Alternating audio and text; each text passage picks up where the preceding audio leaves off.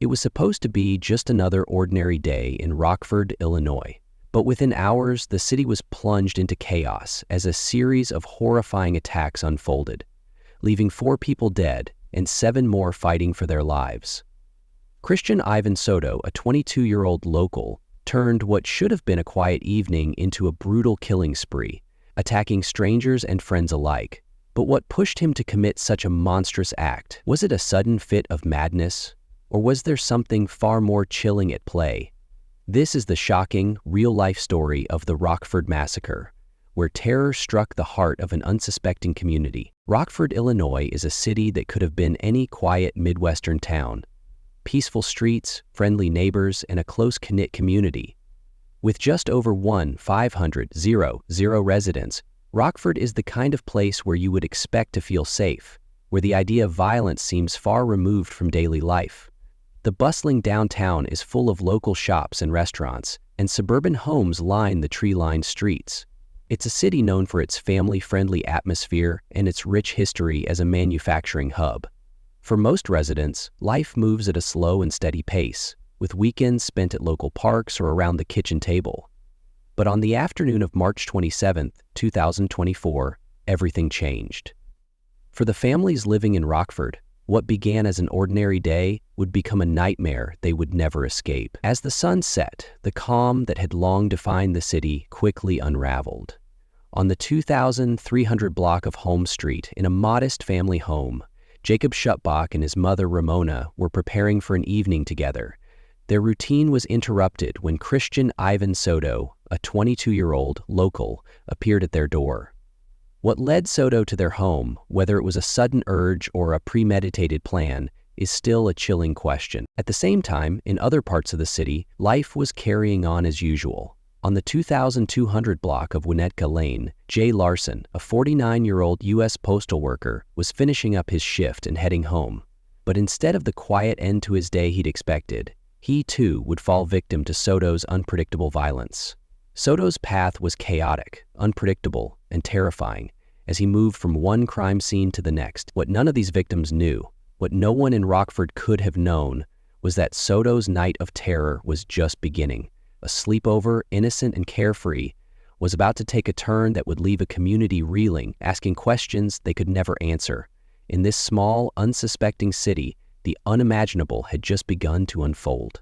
Christian Ivan Soto, a 22-year-old from Rockford, Illinois, seemed like an average young man to those who knew him. There was nothing particularly remarkable about his background, aside from a few issues that hinted at deeper struggles. Friends and acquaintances described him as someone who struggled with paranoia, but no one could have foreseen the horror that would unfold on March 27, 2020. Soto's day had started like any other, until he reportedly smoked marijuana, unaware it had been laced with a potent substance that would send him spiraling into a state of terrifying paranoia. He later claimed that the drug-induced haze clouded his judgment and propelled him into violent delusions. What followed was a series of chaotic and senseless attacks, each more brutal than the last. Christian Ivan Soto had been up all night, under the influence of marijuana he believed had been laced with something far stronger. His mind clouded by paranoia, he became convinced that the world around him was against him. But it wasn't until he arrived at the home of Jacob Schupbach, 23, and his mother, Ramona Schupbach, 63, that his violent outbursts would begin. Around 4 a.m., Soto entered the Schupbach home without warning. The sound of the front door being smashed open echoed through the quiet house. Jacob and Ramona, both startled, tried to defend themselves, but Soto, armed with a knife, attacked them mercilessly. Jacob died from multiple stab wounds, and his mother, Ramona, was fatally wounded as well. The scene was gruesome, and Soto, seemingly in a trance, made no attempt to flee immediately. After leaving the Schupbach's home, Soto continued his rampage through the streets of Rockford. He came across Jay Larson, a 49-year-old U.S. postal worker who was just finishing his morning shift. Soto, still gripped by his delusions, attacked Larson on the 2,200 block of Winnetka Lane. He stabbed Larson multiple times before running him over with his own vehicle. Larson's injuries were devastating, and despite the quick response of nearby witnesses, he did not survive the assault. The brutal killing left the community in shock. no one could understand the motive behind such an unprovoked act of violence. The attacks escalated further as Soto made his way to the 4800 block of Cleveland Avenue.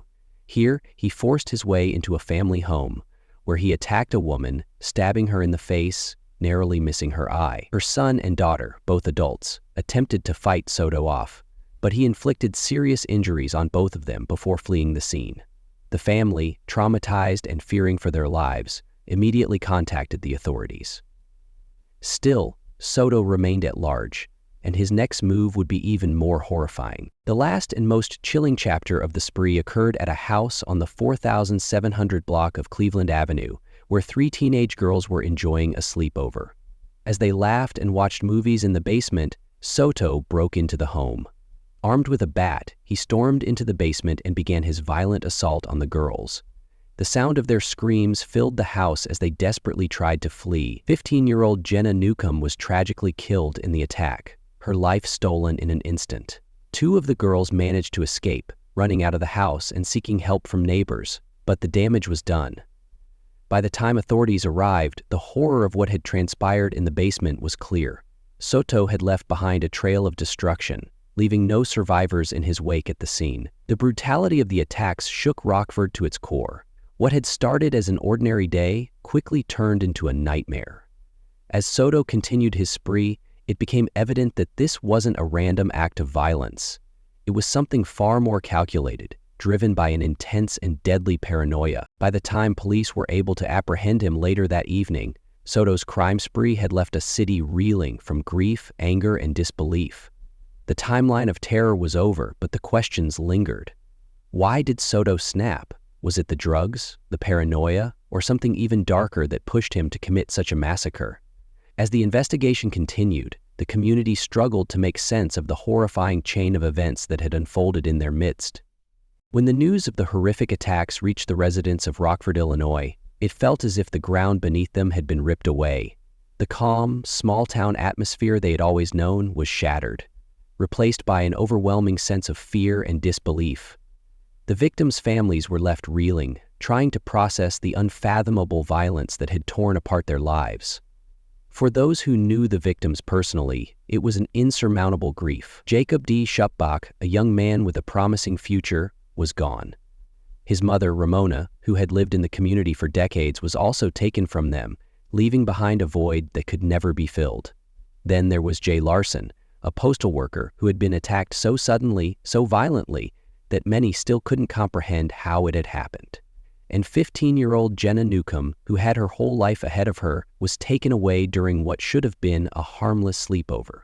As the details of the attacks were slowly pieced together, the town was flooded with a mix of emotions: sorrow, anger, and confusion. Residents struggled to reconcile the violence with the peaceful town they thought they knew. Rockford was home to people who had lived in the same neighborhoods for years, raised families, and trusted one another. The concept that a person, especially someone as young as Christian Soto, could turn that trust into chaos was almost too much to bear. For a long time, it felt like the very fabric of the community had been torn apart. In the days following the attacks, spontaneous memorials started to form at different locations. At Jacob and Ramona's house, people left flowers, candles, and handwritten notes in tribute to their lives. At the site where Jay Larson was attacked, neighbors came together to honor the memory of a man they had known for years. A makeshift memorial at the location of the sleepover, where Jenna's life had been taken, became a focal point for grief and reflection. The community gathered at these sites, sharing their stories, comforting one another, and trying to make sense of the senseless tragedy. The impact of the attack stretched beyond those directly involved.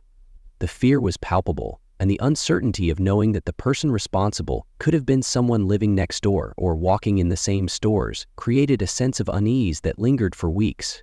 Parents, in particular, were left shaken by the thought that their children could be the next target, and the sense of safety that had always been a given in their homes now felt fragile and uncertain. School counselors were called in to help students process the grief, but the wounds ran deep. Many would carry the psychological scars of the events for years to come. The investigation moved swiftly, with authorities working around the clock to gather evidence, reconstruct the timeline of the attacks, and understand what motivated Christian Soto to commit such an unimaginable crime. Authorities discovered that Soto, after consuming marijuana, believed it had been laced with some other substance. In his paranoid state, he lashed out violently, targeting anyone in his path. But this explanation didn't satisfy many. Was this truly the only factor at play? How did a young man go from living a seemingly ordinary life to becoming a mass killer in the span of a single day? The more investigators learned about Soto's background, the more disturbing the picture became. There was a history of mental health issues and erratic behavior, though they had never been properly addressed. Soto's family had struggled with his behavior for years, but the signs had been overlooked. He had previous run-ins with the law, and there were concerns about his stability, but these red flags didn't lead to any real intervention. Some of his acquaintances described him as someone who had always seemed on the edge, but no one had expected this. In many ways, it was as if Christian Soto was a ticking time bomb that no one had known to defuse. Once Soto was arrested, the shock quickly gave way to a flurry of questions from both the public and the legal system. Was his drug use the sole cause of his violent outburst? Or was there a deeper psychological issue that contributed to the tragedy? The media swarmed, eager for answers, but the legal process was slower. Soto faced a mountain of charges, including multiple counts of first-degree murder and home invasion. The gravity of the crimes was evident, but as his trial date approached, many speculated about his defense strategy. Could his mental health history and claims of being under the influence of laced marijuana be used as a mitigating factor in his sentencing? For the families of the victims, the legal proceedings were a painful reminder of their losses. They were forced to relive the horror as each detail of the case was brought into the public eye. Every day in court, they had to hear about the brutality of the attacks, the terror their loved ones endured, and the cold indifference of the man responsible. The victims' families were given a platform to speak at the trial, but their words were tinged with grief and frustration. They wanted justice, but they also wanted closure, something that seemed impossible to achieve given the magnitude of what had been lost. While the legal system slowly moved toward a resolution, the community of Rockford began to reflect on how such a tragedy could have been prevented. Mental health awareness rose to the forefront of conversations as people questioned the effectiveness of early intervention programs. If Soto's issues had been addressed earlier, could the violence have been avoided? Could a better understanding of his mental health have changed the trajectory of his life? The debate around drug use also intensified. Was Soto's claim of marijuana being laced with another substance a plausible explanation for his actions, or was it just an excuse? And if it were true, what did that mean for the growing concerns around drug use in the community? The town was left divided on many fronts, on whether the justice system would be truly fair, on whether any of this could have been avoided, and on whether anyone in Rockford would ever truly feel safe again. As Soto's trial continued, Rockford's residents were left grappling with the emotional toll. Families, friends, and strangers all had to contend with the fact that the Rockford they once knew had been irrevocably changed. No one could forget the images of those memorials, the faces of the victims, or the pain etched on the faces of the survivors. In the years to come, Rockford would recover, but it would never be the same. The tragedy would be woven into the fabric of the town's history, a dark chapter that no one could ever forget, and a reminder that violence can strike anywhere, no matter how peaceful a place may seem. For the survivors, the road ahead would be long and filled with challenges. The psychological scars from the attacks would never fade. The trauma of the night would linger in their minds, and for the families of the victims, the healing process would take a lifetime. There were no easy answers, and no amount of justice could bring back what was lost. In the end, Rockford learned that even the most unassuming communities are not immune to tragedy. The fear, grief, and pain of the attacks would echo for generations, serving as a stark reminder of the unpredictable and uncontrollable nature of violence. And as the town worked to rebuild, it would forever be shaped by the darkness that had once consumed it. The tragic events of March 27, 2024, left the small city of Rockford, Illinois, reeling with confusion, fear, and a deep sense of loss. Christian Ivan Soto, a 22-year-old who once lived among the victims and in the very same community, turned what should have been a typical evening into a nightmare of unimaginable violence. But as the horror unfolded, a deeper question began to emerge. What drove this young man to commit such a horrific act? Was it an isolated, uncontrollable fit of madness? Or was there a darker and more complex explanation hidden beneath the surface? Soto's claim that he consumed marijuana he believed was laced with something more dangerous, leading to a paranoid episode, is certainly the narrative he presented. The idea that drugs might have triggered the violence may initially seem plausible, as substances like marijuana can, in rare instances, trigger psychosis in susceptible individuals. However, experts in criminal psychology and behavior argue that this explanation cannot stand on its own. While it's possible that the drug use exacerbated underlying issues, it doesn't explain the full extent of his actions or the complete lack of empathy displayed toward his victims. The violence Soto unleashed went far beyond a mere moment of madness. His spree wasn't just a random explosion of violence. It was carefully carried out, marked by methodical brutality and an alarming lack of remorse. He wasn't so consumed by paranoia that he forgot to flee from the scenes or attempt to cover his tracks. His actions suggest a level of awareness and intent that raises uncomfortable questions about the true nature of his behavior. Could this really have been entirely the result of a drug-induced state? Or was it the culmination of a far more deeply rooted psychological condition that had been left untreated or unnoticed by those around him? One possibility is that Soto's violent outburst was a manifestation of a mental health issue that had been growing over time. Mental health professionals argue that violence like this is often not the result of a single event, but rather a combination of factors, some that may be present long before the violence erupts. It is common for individuals with untreated psychological disorders to exhibit patterns of dysfunction, anger, or instability that can gradually build until something snaps. In Soto's case, there may have been warning signs in his behavior and history that others overlooked. Or perhaps, as with many cases of mental illness, Soto himself was unaware of how badly he was suffering. Looking back at the timeline of events, Soto's choices are chilling in their randomness. His victims were not chosen based on any personal vendetta or specific grievance. He began his rampage with Jacob D. Schupbach and his mother, Ramona L. Schupbach, who were entirely unconnected to him. Next, he brutally attacked postal worker J.P. Larson, a complete stranger. It wasn't until later that night, during the horrific home invasion at the sleepover, that Soto's violent spree reached its devastating climax with the death of 15-year-old Jenna A. Newcomb.